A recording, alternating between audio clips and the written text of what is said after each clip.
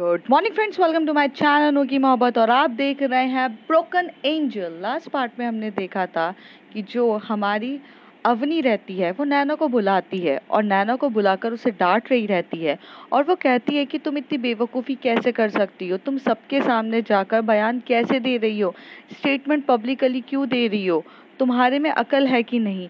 पर नैना उसे कहती है कि मैं तुम्हें इंसाफ दिलाकर रहूंगी और उसके लिए मुझे कुछ भी लड़ाई करनी पड़े मैं लड़ने के लिए तैयार हूँ। अब उसके आगे, नैना मुझे नहीं लड़ना है। और तुम किसके अगेंस्ट लड़ने की बात कर रही हो? उन एमएलए के और एमएलए के बच्चों के अगेंस्ट जिन्होंने मेरे साथ जो कुछ भी किया है। तुम्हें उनकी पावर पता है ना क्या है? हाँ, सब कुछ जानते हुए भी तुम जैसा बेवकूफ इंसान मैंने अपनी लाइफ में नहीं देखा जो अपनी लाइफ को रिस्क पे डाल रहा है।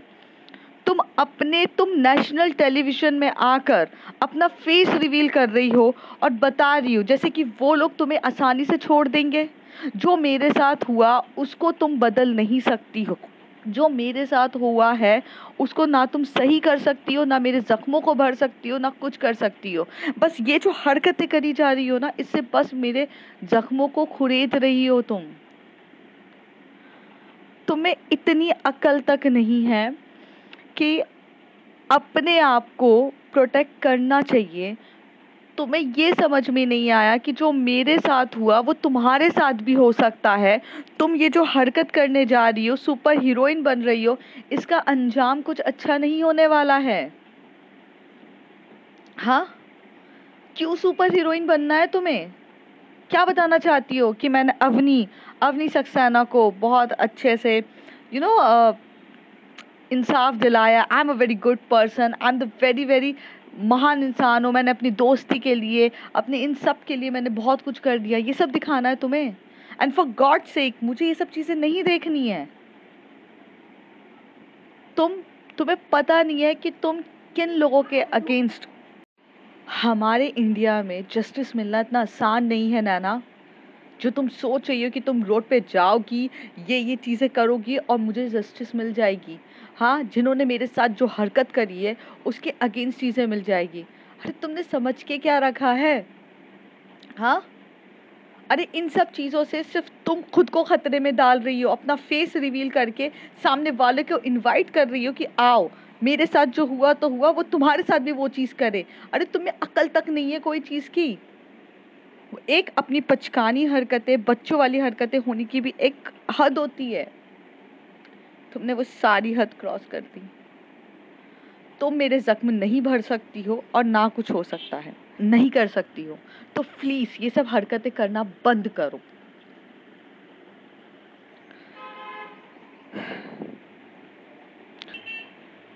तुम मुझे अकेला छोड़ दो, मुझे कोई नहीं चाहिए। मैं अपने आप को ठीक कर लूंगी और मुझे कुछ भी नहीं चाहिए। यहाँ पर जो अवनी की मॉम रहती है वो नैना का हाथ पकड़ के बोलती हैं, नैना बाहर चलो। नैना की आंखों में भी कई हद तक आंसू आ चुका रहता है कि अवनी ने बहुत जम के उसको चिल्लाया रहता है, चिल्ला रही रहती है। पर यहाँ पर नैना का जो मोटिव था या उसका जो इंटेंशन था वो बस और बस जस्टिस दिलाना था। जस्टिस दिलाना था अवनी को। अवनी की मॉम नैना को समझाते हुए कहती है, बेटा अभी उसका बहुत दिमाग खराब है, प्लीज़ उसको जाओ। तुम तो समझ सकती हो ना कि वो किस कंडीशंस, किस ट्रॉमा से गुजर रही है। नैना बोलती है, आंटी मैं सब समझ सकती हूँ, पर मुझे दर्द इस बात का नहीं है कि अवनी ने मुझे चिल्लाया है। दर्द इस बात का है कि अवनी अपने ही जस्टिस के लिए लड़ नहीं रही है। अवनी ऐसे कैसे पीछे हट सकती है? अवनी को अपने लिए तो लड़ना होगा ना। अगर वो खुद के लिए नहीं लड़ेगी तो वो कैसे चीज़ें करेगी? वो कैसे पीछे हट सकती है और कैसे उन दरिंदों को आसानी से जाने दे सकती है? अवनी की मॉम कहती है, अवनी अवनी लड़ने में बहुत तेज़ है। वो जब अपने हक के लिए लड़ती है तो वो काफ़ी अच्छे से लड़ती है। बट शायद वो अंदर से इतनी टूट चुकी है बेटा कि वो लड़ना भी नहीं चाहती है। एक टाइम आता है जब इंसान लड़ता है ये सोचकर कि इसका कुछ एंड रिजल्ट निकलेगा, लेकिन जब वो एंड रिजल्ट ही नहीं दिख रहा है उसे, तो वो टूट गई है। और शायद तुम उससे इस उम्मीद नहीं कर सकती हो कि वो करे। उसने वो चीज़ खोई है अपनी ज़िंदगी की जिस चीज़ के लिए हर लड़की के लिए वो चीज़ बहुत इम्पोर्टेंट होती है। आंटी मैं सब समझती हूँ, बट अवनी अपना हार नहीं मान सकती है। अवनी हार नहीं मानेगी, बट इस समय तुम्हें ये सब चीज़ें करके उसे सिर्फ वो चीज़ें यादें दिला रही हो। तुम्हारा जो एक्शन था वो सिर्फ उसे यादें दिला रहा है, और वो चीज़, उस चीज़ को वो जब जब फील करेगी, महसूस करेगी, वो अंदर से टूटती जाएगी। इसलिए नैना मैं तुमसे रिक्वेस्ट करती हूँ, थोड़े टाइम इससे दूर रहोगी तो ज़्यादा बेटर है। पर आंटी मैं उसे, नहीं नैना, अभी कुछ नहीं, अभी तुम शांति रहो, प्लीज़ उसे अकेला छोड़ दो। अनु हाथ पकड़ती है अन्ना का और बोलती है कि सही है, वो अभी उस कंडीशन में नहीं है, प्लीज़ उसे अकेला छोड़ दे। और सही बात है, अगर जब जब हम उस बारे में टॉपिक पे बात करेंगे, उसके ज़ख्म सिर्फ और सिर्फ खुरेदेंगे। हम ज़ख्म भर नहीं रहे हैं, ज़ख्म खुरेद रहे हैं। हाँ, हम जानते हैं कि ये हमारी लड़ाई बहुत इम्पोर्टेंट है, बहुत ज़्यादा इम्पोर्टेंट है, और लड़ना भी बहुत इम्पोर्टेंट है। बट यार अभी ये सही समय नहीं है, और वो इस कंडीशन में भी नहीं है। ये बोलकर जो अनु है वो हाथ पकड़ लेती है और नैना का और लेकर चली जाती है। नैना अपसेट रहती है, पर नैना को उससे भी कहीं ज़्यादा दुखी हो रहा है कि उसे अवनी को छोड़ के जाना पड़ता है। दूसरी तरफ जो अवनी रहती है बेड पर, वो काफ़ी ज़्यादा रो रही रहती है, उसकी आंखें बंद रहती है और उसकी दोनों आंखों के साइड से बस आंसू निकल रहे रहते हैं। उसको डर लग रहा रहता है, उसको वो सारी चीज़ें याद आ रही रहती है जो उसके साथ हुआ रहता है। कई हद तक तो वो कुछ काँप रही रहती है। जैसे ही उसकी मम्मी अंदर एंटर करती हैं, तो वो देखते हैं कि अवनी काँप रही है। वो उसका हाथ पकड़ती है, तो वैसे ही एकदम से अवनी का जैसे ही कोई टच करता है उसकी बॉडी को, अवनी एकदम से चिल्ला के बोलती है, दूर हो जाओ मुझसे, मुझे मुझे टच मत करो। तभी उसकी मम्मी कहती है, अवनी अवनी इट्स मी, अवनी अवनी शांत हो जाओ।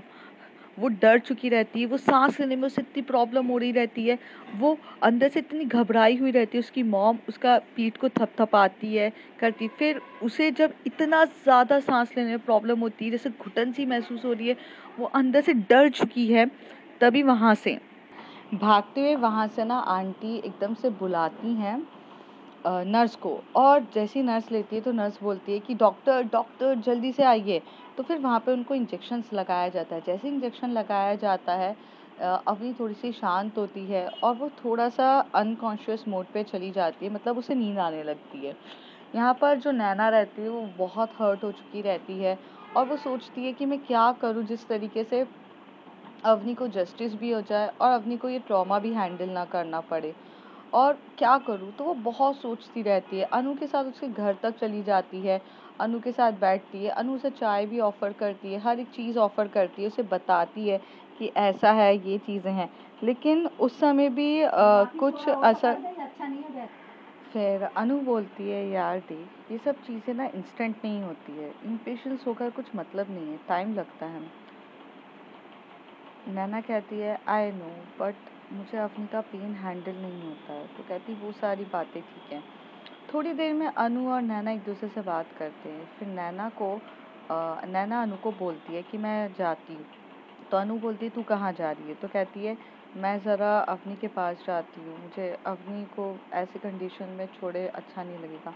मैं उसके पास जाऊँगी, उसके पास बैठूँगी, मुझे अच्छा लगेगा, भले वो कितना भी गुस्सा कर ले, बट मैं उसको दूर से भी देखूँगी तो मुझे अच्छा लगेगा। मैं भले नहीं जाऊँगी उसके पास, पर मुझे जाना होगा। अनु उसे समझाती है कि अभी उसे थोड़ा स्पेस दे दे, अकेले रहने दे, बट वो समझती नहीं है। यहाँ से नैना चली जाती। जैसे ही नैना यहाँ से बाहर जाती है, तो वो रोड की तरफ जा रही रहती है। जैसे ही वो रोड की तरफ वहाँ से जाती है, तो नैना को कैब ढूंढ रही रहती है। वो वहाँ पे टैक्सी के लिए वेट कर रही रहती है, कैब का वेट कर रही रहती है। तभी वहाँ पर एक जीप आती है। जीप जो ओपन रहती है ना, ओपन जीप रहती है। वहाँ पर ना 4 वही दरिंदे रहते हैं जिन्होंने अवनी के साथ वो सारी हरकत करी थी। तो वही दरिंदे नैना की तरफ देखते हैं। तो उसमें से एक जो लड़का रहता है वो कहता है, अरे भाई, ये तो वही है रिपोर्ट देने वाली जिसने हमारा लाइव टेलीकास्ट किया था, देखो ये वही है। तो ये लोग जाते हैं आगे, थोड़ी लेते हैं गाड़ी, स्पीड में बढ़ाते हैं, और नैना को भी आभास होता है कि कोई पीछे है। नैना जस्ट टर्न होती है, नैना देख लेती है वो 4 वही हैं, और वो बोलते, पकड़ पकड़ इसको, उस दिन तो हमने छोड़ दिया था, आज नहीं छोड़ेंगे इसे। बहुत मुंह चलाने की आ रही ना, इसकी फ्रेंड के साथ जो हुआ है, फिर भी इसमें अक्ल नहीं आई, हमसे पंगा लेगी। और ऐसे करके वो उसको पीछे रहती है। जो नैना रहती है उस समय उसको कुछ समझ में नहीं आ रहा रहता है, तो नैना वहाँ से एक छोटी सी गली के अंदर घुस जाती है, जिस गली में हमारी जो जीप रहती है वो नहीं जा पाती, तो गलियों की गलियाँ ट्रैवल करना स्टार्ट कर देती है।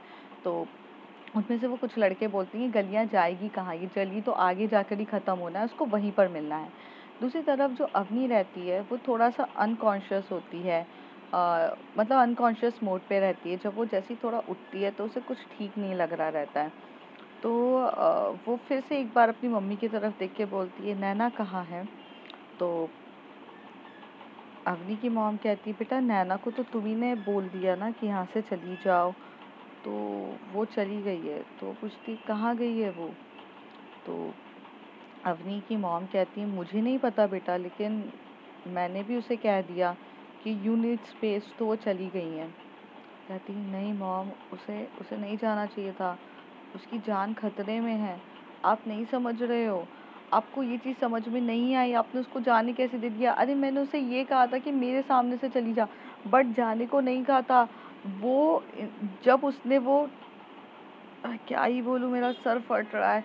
आपको समझना चाहिए था कि वो पागल ने नेशनल टेलीविजन में अपना फेस रिवील किया है, लोग सारे दुश्मन उसको पकड़ेंगे, उसके साथ कुछ भी कर सकते हैं। आप लोग कैसे उसे अकेला छोड़ सकते हो। अवनी अपने डेस्क अपनी जो अपना बेड होता है उससे उठने की कोशिश कर रही रहती है, लेकिन वो इतनी कमज़ोर रहती है, इतनी कमज़ोर रहती है कि खड़े होते से ही गिर जाती है। तो उसकी मम्मी कहती है पर बेटा तुम तो कहती है मम्मा मुझे फ़ोन दो प्लीज़। तो वो फ़ोन लेती हैं और नैना को फ़ोन करती है। तो नैना का जो फ़ोन रहता है वो एकदम से रिंग बजती है। तो रिंग बजती है तो लोगों को हो जाता है, तो नैना फटाफट अपना मतलब फ़ोन का जो रिंग है बंद कर देती है और धीरे से फ़ोन उठाकर बोलती है हेलो। तो अवनी बोलती है तुम कहाँ पर हो। तो कहती नैना थोड़ी सी घबराई हुई रहती है, वो कहती बाद में बात करती हूँ, मेरे पीछे कुछ पड़े हैं। तो वो कहती है बाद में मत करो, तुम इसमें मुझे बस अपनी लाइव लोकेशन सेंड करो राइट नाउ। तो इतना बोल के वो फ़ोन काट देती है। फिर यहाँ से नैना जो रहती है वो भाग रही रहती है, इधर से उधर छोटी छोटी गलियों में छुप रही रहती है। वहाँ से दो लड़के तो निकल के उसे गलियों में ढूंढना स्टार्ट कर देते हैं। वो दिन नैना के लिए भी खतरनाक दिन हो रहा था, क्योंकि नैना कहीं ना कहीं बहुत ज़्यादा फंस चुकी थी और उसने अपनी अच्छी कोशिश के चक्कर में अब वो फंस गई थी। फिर अवनी के पास जैसी लाइव लोकेशन आती है तो वो सबसे पहले ये लाइव लोकेशन अपने डैड को शेयर करती है, और डैड उस समय कमिश्नर के साथ रहते हैं। तो वो उसके जो डैड रहते हैं वो फटाक से वहाँ पर पुलिस फोर्स का बोलने के लिए रिक्वेस्ट करते हैं कमिश्नर को।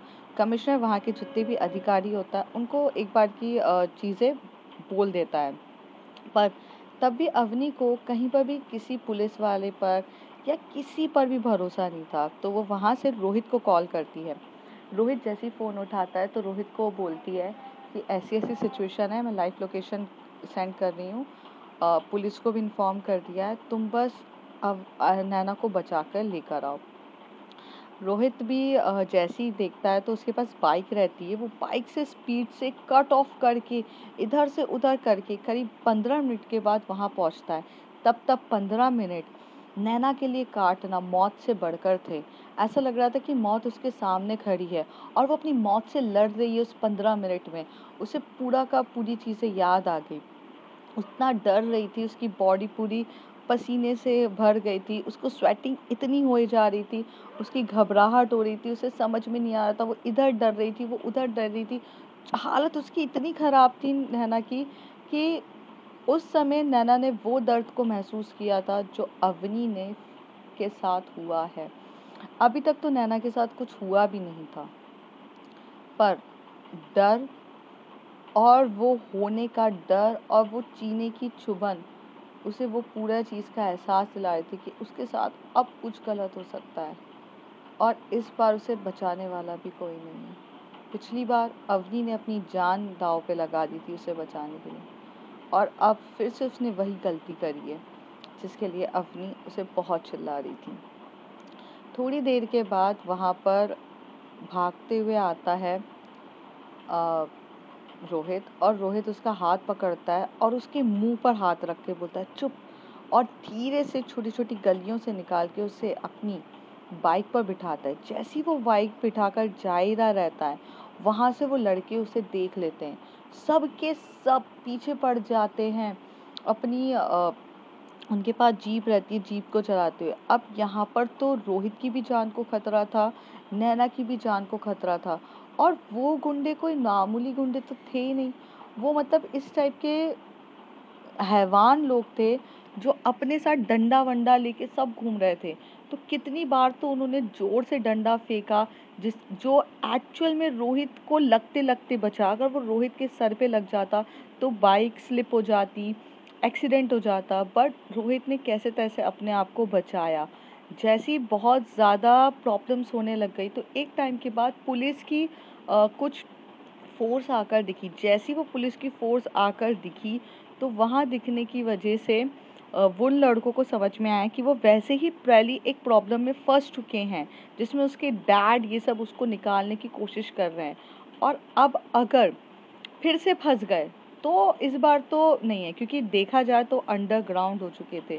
पर अभी अगर पकड़ा गए तो उनको बेल मिलना तो आसान था ही नहीं। इसलिए वो लोग ने भी फटाफट अपनी जीप को टर्न किया और भाग गए। इस तरीके से नैना कहीं हद तक बच गई। रोहित नैना को लेकर अवनी के पास लेकर आया। जैसी अवनी ने नैना को देखा, उसकी आंखों में आंसू थे। अवनी की आंखों में आंसू थे, नैना की आंखों में डर था। नैना घबराई हुई थी। अवनी जाते से ही नैना को हक करती है, और बहुत टाइट हक करती है, और उसे हक करके थोड़ी देर रहती है। नैना यहाँ पे काफ़ी डरी हुई रहती है। नैना इतनी डरी हुई रहती है कि वो उसे हक बैक भी नहीं करती है। वो बस खड़ी रहती है, फ्रोज़न हालत में रहती है। अवनी को समझ में आ रहा रहता है कि वो कौन सी कंडीशन में है। अगर आप अवनी और नैना की मेंटल कंडीशंस को अगर कंपैरिजन करोगे तो अवनी की मेंटल कंडीशंस 100% स्ट्रॉन्गर है नैना की। नैना को छोटी छोटी चीज़ों का फ़र्क पड़ता है, नैना छोटी छोटी चीज़ों पे पैनिक हो जाती है, नैना छोटी छोटी चीज़ों से डर जाती है। लेकिन वही चीज़ अगर अवनी के साथ 1000 चीज़ हो जाए, अवनी के साथ भूकंप आ जाए, तब भी वो इतना अपने आप को टूटने नहीं देती है। आखिर वो एक आर्मी ऑफिसर की बेटी जो रहती है, तो उसने अपनी ज़िंदगी में बहुत कुछ फेस किया था अवनी ने। लेकिन अवनी आज डर सिर्फ इस बात की रही थी कि नैना को कुछ नहीं होना चाहिए था। तो दोनों बिना कुछ बोले, वहाँ पर एक सोफ़ा भी रहता है, काउच पर बैठ जाते हैं, और नैना बहुत फ्रोज़न स्टेज पर रहती है। अवनी उसे हग करके सिर्फ थोड़ी देर बैठती है। वहाँ से जो रोहित रहता है वो आंटी को इशारा करके बोलता है उन दोनों को थोड़ा अकेले रहने दो, हम बाहर चलते हैं। आंटी को समझ में नहीं आ रहा था इस रिश्ते का क्या नाम है, ये रिश्ता कैसा है। एक तरफ लड़ते झगड़ते हैं और दूसरी तरफ उतना ही फिक्र अवनी को भी है नैना की, और नैना को भी फिक्र है अवनी की। दोस्ती से तो थोड़ा बढ़कर ही है ये रिलेशन। पर उस समय आंटी इतना दिमाग नहीं लगाती हैं, और आंटी को सिर्फ एक ही चीज़ लगती है कि कोई है जो मेरी बेटी के साथ खड़ा है और मेरी बेटी को सपोर्ट कर रहा है।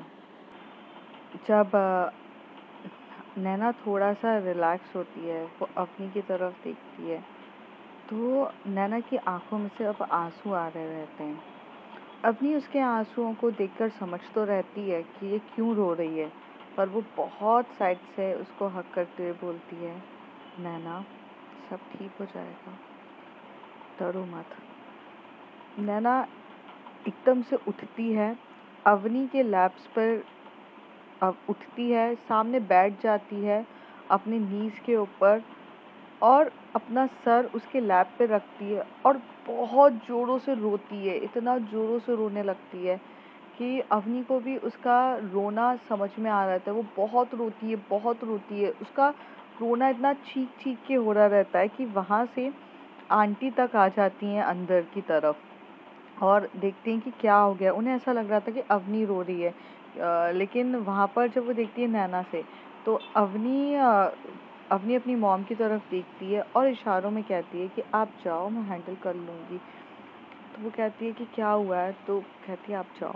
तो थोड़ी टाइम के बाद जो आंटी रहती हैं वो बाहर चली जाती है और रोहित भी उसे बोलता है कि आप चलिए। नैना बहुत रोती है। रोने के बाद उठ के बोलती है, अवनी मुझे आज समझ में आया है कि कैसा फील होता है। आज मैंने अपने डर को फेस किया। जब तक इंसान के साथ खुद नहीं होता ना, उसे समझ में नहीं आता है चीज़ें। उसे सिर्फ ये लगता है कि ये तो हालांकि थोड़े से जख्म है जो जो बीत जाएंगे, जो सही हो जाएंगे। हमें हमें ये करना है, लेकिन आज जो दर्द को मैंने फेस किया, आज जो घबराहट, वो सब चीज़ें फेस करी मैंने, मैं समझ सकती हूँ कि अपनी तुम किस दौर से गुजर रही हो। मैं तो तुम्हें सल्यूट मारना चाहती हूँ कि इतना सब कुछ होने के बाद तुम कम से कम मेरी तरफ देख रही हो, मुझसे नफरत नहीं कर रही हो, मुझसे बात तक कर रही हो। क्योंकि हर बार मेरी ही बचकानी हरकतें, मेरी चीज़ों की वजह से तुमने अपना सब कुछ खो दिया। और यहाँ पर जो अवनी रहती है उसकी आंखों में से भी आंसू आ ही रहे रहते हैं, क्योंकि उसे वो दर्द का एहसास होता है। तब वो बोलती है, मुझे नहीं समझ में आया, मतलब मैं तुम्हारा दर्द फील नहीं कर पाई, मुझे नई चीज़ें समझ में आई। बहुत बहुत गंदे लोग हैं इस दुनिया में। मतलब कुछ भी होता है, हम नहीं रहेंगे यहाँ पर, हमें नहीं रहना है, हम यहाँ से चले जाएंगे। हमें बिल्कुल भी नहीं रहना है। अवनी, ये जगह हमारे लिए सही नहीं है, हम नहीं रहेंगे यहाँ पर, हमें नहीं रहना है। अवनी समझ रही रहती है उसका दर्द। फिर वो बोलती है, नैना शांत हो जा। उस दिन वो दोनों एक दूसरे के दर्द को समझ चुके थे। अवनी तो उस दर्द से गुजर ही रही थी। इतना ज़्यादा दर्द था उसके अंदर, और इतने दर्द में कोई उसे हग करे या कोई टच भी करे ना, वो पसंद नहीं करती थी। और उस समय वो अपने ही चीज़ों से लड़ रही थी कि जब उसने नैना उसे टच कर रही थी, जब लैप्स पे उसने उसको टच किया था, उसे उस समय बैठे बैठे वो सारी चीज़ें याद आ रही थी कि किस तरीके से दरिंदों ने उसके पैर को पकड़ा था, क्या किया था। थोड़ी देर के बाद अवनी से वो हैंडल नहीं होता। अवनी बोलती है, तुम मुझसे थोड़ा दूर बैठो, मुझे टच मत करो। नैना को समझ में आता है कि हाँ, ये अभी बहुत ऐसी हालत है जो नहीं है। नैना दूर होती है, पर दोनों आंखों में बहुत रो रहे रहते हैं। थोड़ी देर के बाद अवनी की जो कंडीशन रहती है वो थोड़ा सा वर्स्ट होने लगती है, क्योंकि वो पहले से ही टूटी हुई रहती है और वो बेहोश हो जाती है। तभी नैना भागते से ही डॉक्टर को बुलाती है। डॉक्टर बोलते हैं, आप उसको सही करने के बजाय उसे और ट्रॉमा दे रही हो, आप तो दूर ही रहिए। और वो वही डॉक्टर रहते हैं जो उसको चिल्लाते हैं कि तुम्हें अपने पेशेंट्स को किस तरीके से हैंडल करना है, यू डोंट नो। बट उस समय वो डॉक्टर भी बहुत नॉर्मल वे में बोलता है, चिल्ला कर नहीं बोलता है, क्योंकि इससे पहले उसको भी समझ में आता है कि नैना कौन से ट्रॉमा से गुजर के आई है। तो सब लोग कंडीशंस को समझ रहे रहते हैं। फिर थोड़े टाइम के बाद जब दोनों ठीक होते हैं, तो यहाँ पर जो नैना को भी डॉक्टर इंजेक्शन लगाता है कि ताकि वो भी काम और कूल होकर थोड़ा सा रिलैक्स हो जाए। तो काउच में इंजेक्शन लगा के उसे वहाँ सुलाते हैं, वहाँ पर बैठते हैं। यहाँ पर जो अवनी की मॉम रहती हैं वो बहुत कुछ सोच रही रहती हैं। फिर नेक्स्ट डे जब ये सारी बातें क्लियर हो जाती है और ठीक लगता है, तो जब अवनी के डैड आते हैं और अवनी के डैड आकर बताते हैं कि हम कोशिश तो कर रहे हैं उसे जस्टिस दिलाने की, पर वो लड़कों की पावर इतनी ज़्यादा है कि पॉसिबल ही नहीं है। तभी वो कहते हैं कि हमें ऐसा लगता है कि हम अपनी बेटी को कभी जस्टिस नहीं दिला सकते, लेकिन अगर इस चीज़ पे हम लड़ते ही रहें तो कहीं ना कहीं हम अपनी बेटी को इन सब चीज़ों से निकाल भी नहीं पाएंगे। और मुझे ऐसा लगता है कि हमें हमारी बेटी को इन सब चीज़ों से निकालना पड़ेगा। तो अवनी के पापा भी कहते हैं कि ये बात तो सच है, बट क्या करना है। तो वो कहते हैं कि मैंने कुछ सोचा है, आप बस मेरा साथ दीजिएगा। तो यहाँ से जो नैना अवनी की मॉम है वो चली जाती हैं अपने घर पर।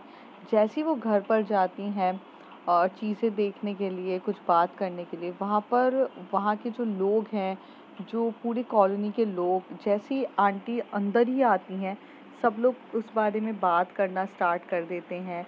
सब लोग कई हद तक ऐसे बोलना स्टार्ट कर देते हैं कि अरे ये तो वही है ना जिसकी बेटी के साथ ये सारी हरकतें हुई है, वही है। फिर वहाँ पर एक आंटी रहती हैं, वो कहती हैं अरे ये सब तो होना ही था। दिल्ली जैसी सिटी की बात चल रही है जहाँ पर रात को कभी भी कुछ हो सकता है। अरे इनकी बेटी को रात को घूमने को किसने कहा था? अरे इनकी बेटी इतनी रात को जा क्यों रही थी? अगर थोड़ी भी समझदारी होती तो नहीं जाती। हमने तो सोचा था कि समझदार है लड़की, समझदारी से काम लेगी, पर ये तो खुद ही मतलब ऐसी निकली। हाँ हाँ, लड़के तो अट्रैक्ट करेंगे ही ना जब लड़कियां उनको ऐसे इम्पोर्टेंस देगी। हाँ हाँ, दिया ही होगा। अब क्या ही बोले, लड़की की भी गलती होगी। यहाँ पर आंटी को इतना सब कुछ सुनना पड़ता है, जबकि उनकी बेटी का कोई भी लेना देना इस कांड से रहता भी नहीं है। आंटी जब मुड़ती है और मुड़ के ये देखती है तो वो सारी की सारी औरतें जो बात कर रही रहती है वो इधर उधर अपना फेस कर लेती हैं। आंटी की आंखों में कम से कम बहुत बहुत गुस्सा भी था, और जब उनका गुस्सा ज़्यादा बढ़ गया तो जब घर के अंदर एंटर हुई तो वो आंसुओं में पिघल गया, क्योंकि वो अपना गुस्सा किसी पे निकाल भी नहीं सकती थी। किस किस का मुंह बंद करेंगे आप, जब सोसाइटी की औरतों की सोच ही वैसी है तो कुछ मतलब ही नहीं था, समझाकर भी क्या मतलब था। यहाँ पर तो हमेशा से ऐसा ही है कि अगर गलती किसी की भी हो, दोष तो औरत को ही दिया जाता है ना, कि हाँ भाई औरत नहीं किया रहेगा। एक बार की मर्द जात समझ जाएगी कि हाँ भाई औरत के साथ जो हुआ है उसकी गलती नहीं है। लेकिन क्या है, औरत को समझाना बहुत मुश्किल होता है। मुझे बोलने में बहुत दुख होगा, लेकिन औरत की दुश्मन एक औरत ही सबसे पहले होती है। और यही चीज़ हो रही थी। उन औरतों को तो ये कहने का हक ही नहीं था, जबकि वो खुद औरत थी, पर फिर भी वो ये सारी बकवास करे जा रही थी, ये सब बोले जा रही थी, जिसकी वजह से आंटी बहुत हर्ट हो जाती है। ऐसे ही जब वो पूरे घर में जाती हैं तो वो घर में जाकर बहुत कुछ काम करने लगती हैं। वहाँ पर जो नैना रहती है वो भी थोड़ा कॉन्शियस मोड पर होती है, अवनी भी रहती है। जो नैना है उसको अवनी कहती है कि तुम अनु के घर चली जाओ थोड़े टाइम के लिए, फ्रेश होकर आ जाना। नैना पहले मना करती है, बहुत मना करती है। फिर नैना को ऐसा लगता है कि अवनी अगर जो बोल रही है उसे मानने में ही उसकी भलाई है, तो वो चुपचाप अनु के साथ चली जाती है। यहाँ पर अवनी अनु को समझाती है कि उसका ध्यान रखना वगैरह। थोड़े टाइम के बाद डिस्चार्ज पेपर तैयार हो जाते हैं। अब अवनी को यहाँ पर रहे हुए करीब 3 दिन तो हो चुके थे। 3 दिन के बाद डिस्चार्ज पेपर हो जाते हैं और वो ये डिसाइड करते हैं कि वो ये शहर ही छोड़कर चले जाएंगे, बिना किसी को बताए, बिना कुछ करे। क्योंकि अब नहीं चाहती थी कि अवनी की मॉम में और अवनी के पापा में अब इतना पेशेंस नहीं था कि वो अपनी बेटी को और ह्यूमिलेट होते हुए देख सके। क्योंकि अगर उसकी मेंटल स्थिति को सही करना है तो उसे ये प्लेस वगैरह सब छोड़ने की ज़्यादा ज़रूरत थी। तो उसमें जो अवनी रहती है, उसके मॉम डैड उसे कार में बिठाते हैं और कार में बिठाकर उसे घर ले जाने के बजाय कहीं और लेकर जाते हैं। अवनी अपने मॉम डैड की तरफ देखती है और बोलती है, पापा ये घर की तरफ तो रास्ता नहीं जा रहा है, आप मुझे कहाँ लेकर जा रहे हैं?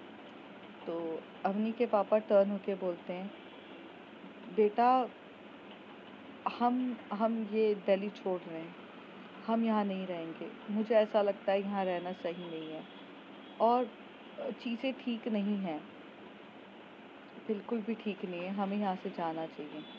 तो वो कहती है, पापा लेकिन हम ऐसे भाग तो नहीं सकते ना।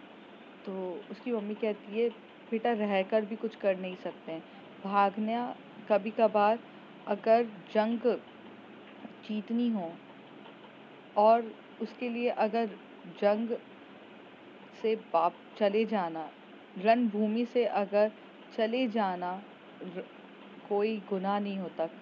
कृष्ण भगवान ने भी रणभूमि से भी वो वहाँ से चुपचाप चले गए थे, इसलिए उनको रणछोड़ बोलते हैं। पर जीते तो लास्ट में वही थे ना।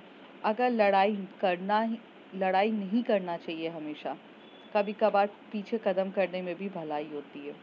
इसलिए हमें नहीं लड़ना है, हमें सिर्फ तुम्हारी मेंटल कंडीशन, तुम्हारी हर एक चीज़ को ध्यान रखना है और मेरे लिए वही इम्पोर्टेंट है, इसलिए हम जा रहे हैं। पर यह अवनी इस बात पे एग्री नहीं थी। अवनी हारने वालों में से नहीं थी और भागने वालों में से भी नहीं थी, पर उससे भी कई ज़्यादा अवनी के दिमाग में था कि वो नैना को बताकर ही नहीं आई है। अवनी अपनी मम्मी को बोली कि आपने नैना को बताया? तो कहती है नहीं, मैंने नैना को नहीं बताया, किसी को भी नहीं बताया, सिर्फ रोहित को पता है और रोहित ने सारे अरेंजमेंट्स कर दिए हैं। उसने हमारा सारा जो काम है शिफ्ट करा दिया गया है और हम जा रहे हैं। तो वो पूछती है हम कहाँ जा रहे हैं? तो वो कहती है कि तभी उनकी मम्मी कहती है कि हम देहरादून जा रहे हैं और हम वहीं पर रहेंगे अब। यहाँ पर जो नैना रहती है उसे इस बारे में कुछ भी नहीं पता रहता है। वो तो अनु के घर पे नॉर्मल तरीके से चली जाती है, थोड़ी देर रेस्ट करती है। अनु भी बहुत अच्छे से ख्याल रखती है। अवनी यहाँ पर अपने पापा को बोलती है पापा मुझे फ़ोन मिलेगा? तो उसके पापा कहते हैं बेटा देने में मुझे कोई एतराज़ नहीं है, पर मुझे नहीं लगता है तुम्हें किसी को इन्फॉर्म करना चाहिए, क्योंकि अब हम पूरे तरीके से सबसे कट ऑफ होंगे, हमें नहीं चाहिए कोई भी। पर पापा तो कहती है नहीं, और ऐसे बोलकर उसकी मम्मी उसे फ़ोन भी नहीं देती हैं। यहाँ पर जो नैना हॉस्पिटल जाती है अवनी से मिलने के लिए, तब उसे पता चलता है कि वो लोग तो डिस्चार्ज हो चुके हैं, तो फिर डिस्चार्ज पेपर हो चुके हैं, अवनी यहाँ से जा चुकी है। तो अवनी के घर जाती, जैसे वो अवनी के घर जाती वहाँ ताला लगा हुआ रहता है। अब यहाँ पर नैना बहुत ज़्यादा घबरा जाती है और चीज़ें अलग हो जाती है। तो अब देखते हैं कि नैना कैसे सिचुएशन को हैंडल करेगी। अब नैना अवनी दोनों एक दूसरे से बिछड़ चुके हैं, दोनों दो जिस्म एक जान हैं।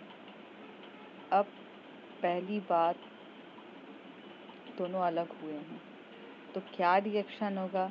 क्या नैना फाइंड आउट कर पाएगी अवनी को? क्या अवनी नैना को बता पाएगी कि वो कहाँ पर है, कैसा है? ये सब जानने के लिए आपको तो अगले कुछ एपिसोड्स में देखना पड़ेगा। तब तक के लिए bye bye, take care. If you like my story, like share and subscribe.